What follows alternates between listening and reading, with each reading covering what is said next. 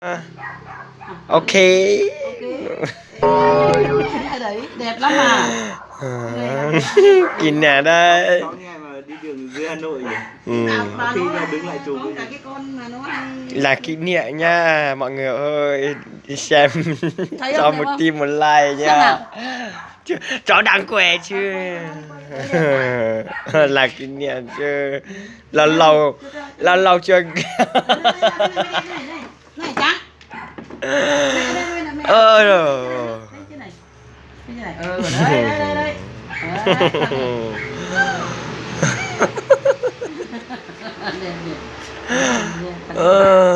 Thơm nó đi. À thơm nó. Thơm nó nè. Thơm cái anh chia làm nào. Tao bỏ đuôi. Mình chưa bao giờ từng thấy. Nó bảo bà quay Ôi cái gì người Mông ấy.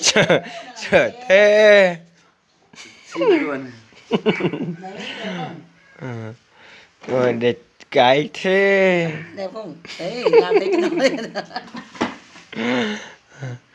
Hôm đấy nó bảo là bà ơi chụp ảnh cho cháu đi, nó cứ bảo đấy đấy. Ông đấy nó làm đẹp. Có cười đấy. Nó về nó lại vẫn nhớ dưới này đây nhỉ? Chắc là có đấy. Nó đi may vài hôm nó lại nhớ bạn bè nó đuổi mẹ đưa xuống. Chắc là có Mẹ nó về cho về ở nhà thôi. Hay là mua bảo mẹ mua con đấy về được con đấy. Nhà bé. Qua con mẹ vô thì áo con một chế con lo cho một áo về chế ở đó. Ok. Hỏi nó bảo về không? Nó không muốn về đâu ấy. Nó hỏi thế á? Thôi tụi nó thiệt. Tụi nó chú từ đâu có lớn ta. Thế à?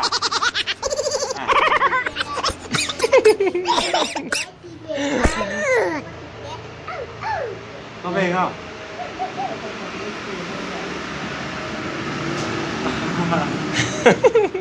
Chịu.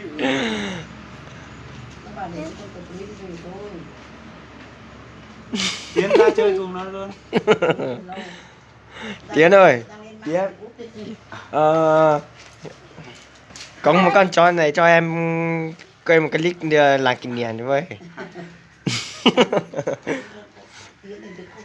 Con chó không mà im nhỉ? Nó thích lắm.